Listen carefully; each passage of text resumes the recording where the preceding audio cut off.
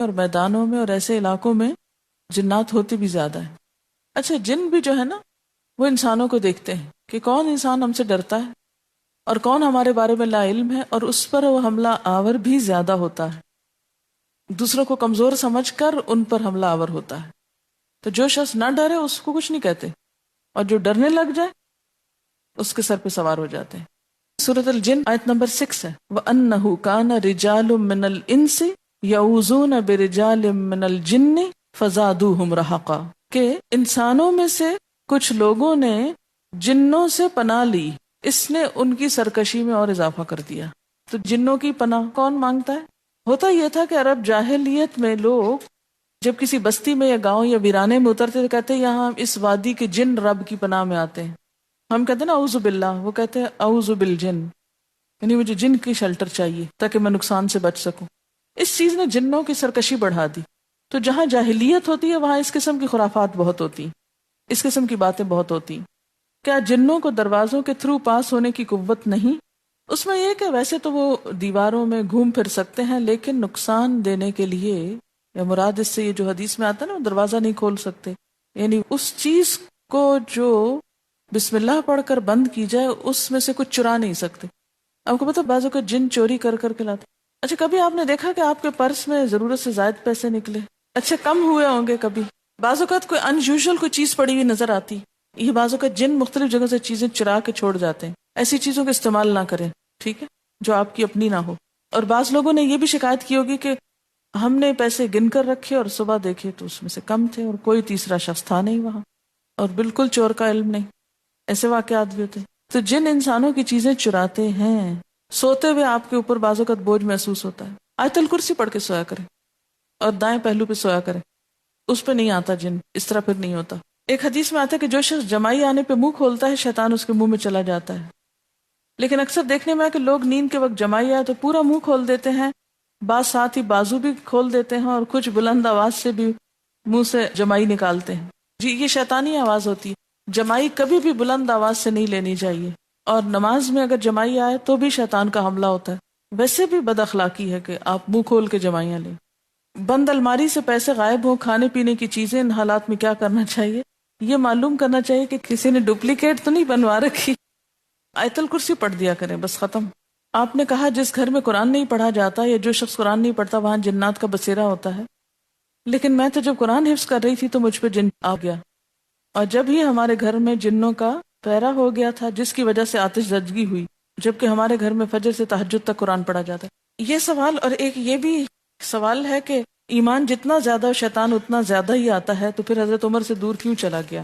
یہ دونوں سوال آپس میں ملتے جلتے ہیں کہ بسا اوقات قرآن پڑھنے والوں پر زیادہ حملہ ہونے لگتا ہے، اور بعض اوقات جہاں ایمان زیادہ ہو وسوسے بھی وہاں زیادہ آنے لگتے ہیں. تو اس میں یہ ہے کہ ایسا ہونا بالکل ممکن ہے. اس میں پھر دیکھنا یہ چاہیے. اور انہوں نے یہ بھی لکھا کہ حضرت عمر پہ کیوں نہیں آتا تھا شیطان، ان سے کیوں ڈرتا تھا.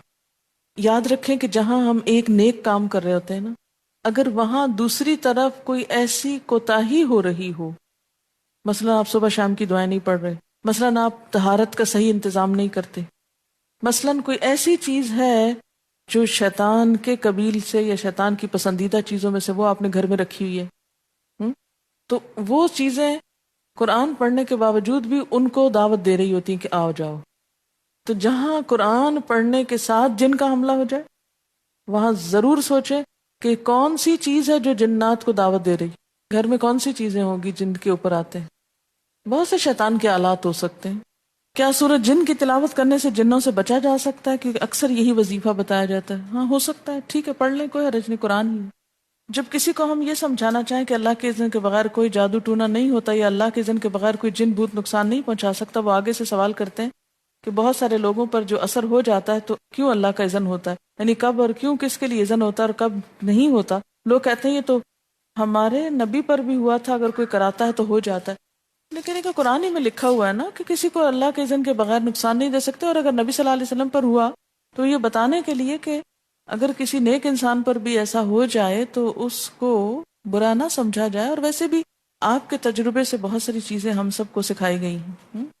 شیطانوں سے بچنے کے لیے تو قرآنی آیات پڑھی جاتی ہیں، لیکن انسان جو سراپا شیطان بنا ہوا ہو اس کی شیطانی حملوں سے کس طرح بچا جائے.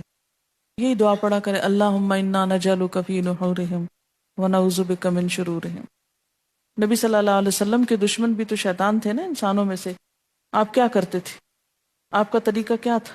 سننے میں آیا کہ اونٹ کی ہڈی جس کے پاس ہو تو جن بھوت کا حملہ نہیں ہوتا. یہ سب غلط باتیں، یہ توہمات کی باتیں ہیں. اسی طرح یہ کہ چھری رکھ دیں بچے کے پاس تو اس پہ اثر نہیں ہوتا، کالا کپڑا رکھ دیں، دھاگا رکھ دیں، یہ سب من گھڑت باتیں. تعویذ اس طرح کے رکھ دیتے ہیں بعض اوقات.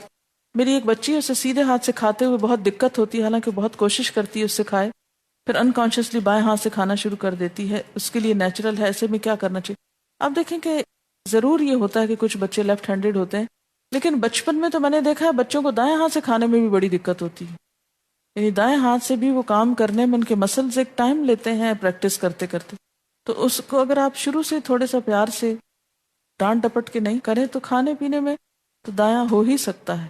کیونکہ اس پہ بڑی سخت بات کی گئی ہے نا کہ ایک شخص نے کہا میں دائیں سے کھا ہی نہیں سکتا، تو آپ نے فرمایا کبھی نہ کھا سکو. تو کہتے ہیں کہ مرتے دم تک وہ شخص منہ تک نہیں لے جا سکتا تھا اپنا دایاں ہاتھ. آپ نے بد دعا دی اس کو ایک طرح سے. حضرت عمر کے دونوں ہاتھ ایکولی اسٹرانگ تھے، دونوں سے برابر کا کام کر لیتے تھے.